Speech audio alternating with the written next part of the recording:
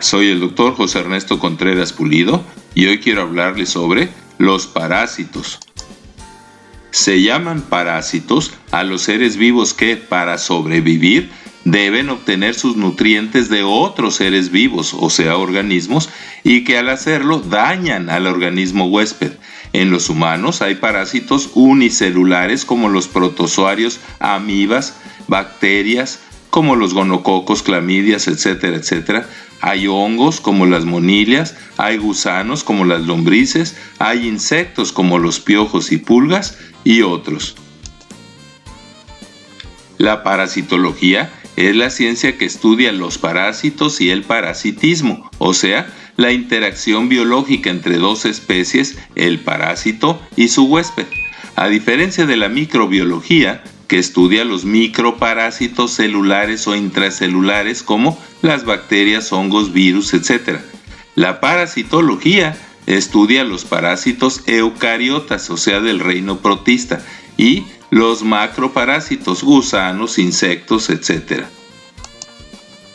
En ocasiones es difícil diferenciar el parasitismo de los otros tipos de asociación entre organismos de diferente especie, como son los saprófitos y el comensalismo, donde uno se beneficia sin dañar o beneficiar al huésped, simbiosis, donde ambos se benefician, foresis o vectores, donde uno transporta al otro, y depredación, donde uno mata al otro para alimentarse. El parasitismo es una conducta irreversible y todo el metabolismo y funcionamiento del parásito está diseñado para ser así, un parásito, pero puede darse en todas las fases de la vida de un organismo o solo en periodos concretos de su vida. Hay casos en que un parásito llamado hiperparásito afecta a otro parásito, como algunos muérdagos y virus satélites que afectan a otros virus. Los parásitos afectan tanto a plantas como a animales y humanos, pero son generalmente muy selectivos con respecto a sus hospedadores, llegando en un elevado porcentaje de casos a ser exclusivos de una especie.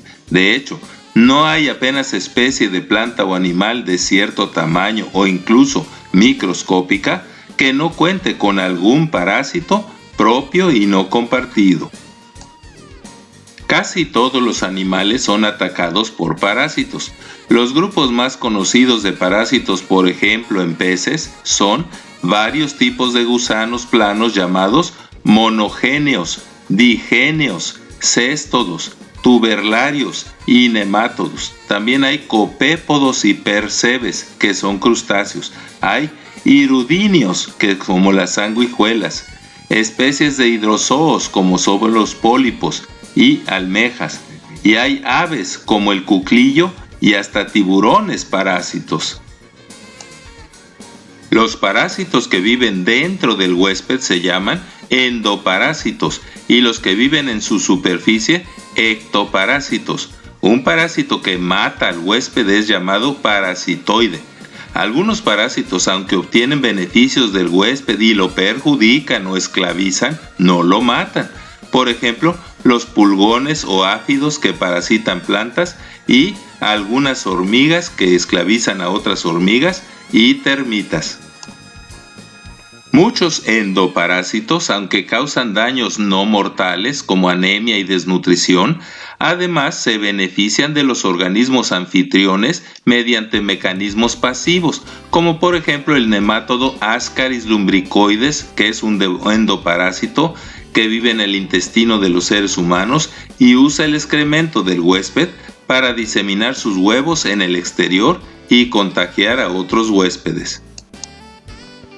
Se llama vector al organismo muerto o latente que transmite un agente infeccioso o patógeno desde los individuos afectados, que son el huésped o portador, a otros.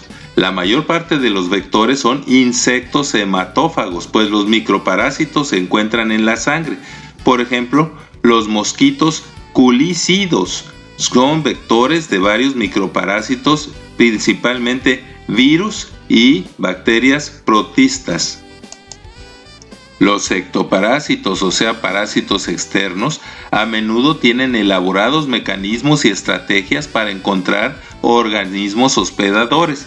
Las sanguijuelas acuáticas, por ejemplo, localizan organismos con sensores de movimiento y confirman su identidad registrando las sustancias químicas de su superficie antes de fijarse a su piel, para chuparle sangre en cantidades no mortales. Es muy común que los huéspedes tengan mecanismos de defensa contra la mayoría de los potenciales parásitos que pretenden afectarlos. Las plantas producen toxinas contra hongos, bacterias y herbívoros, y los animales y humanos tienen mecanismos en su sistema inmune o de defensa, como anticuerpos, glóbulos blancos, etc., que eliminan muchos de los parásitos. Pero también los parásitos tienen recursos de inmunoevasión que contrarrestan los mecanismos de defensa del huésped. Por ejemplo, forman antígenos que se parezcan a los del huésped. Esto se llama mimetismo molecular. Otro es el de adherir antígenos del huésped a la superficie externa de su cuerpo, del cuerpo del parásito, y esto se llama enmascaramiento antigénico, para anular así sus efectos. Otro mecanismo, por ejemplo, en muchos virus, es su capacidad de variar por mutaciones constantemente y rápidamente sus proteínas de superficie. Esto se llama variación antigénica, de forma que los anticuerpos producidos por el huésped ya no los afectan.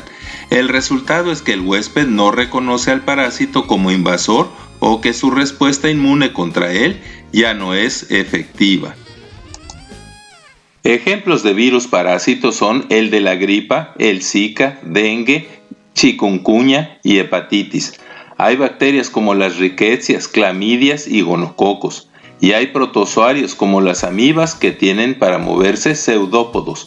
También hay bacterias flageladas como la Giardia y la de la Leishmaniasis. Hay concilios como el Balantidium.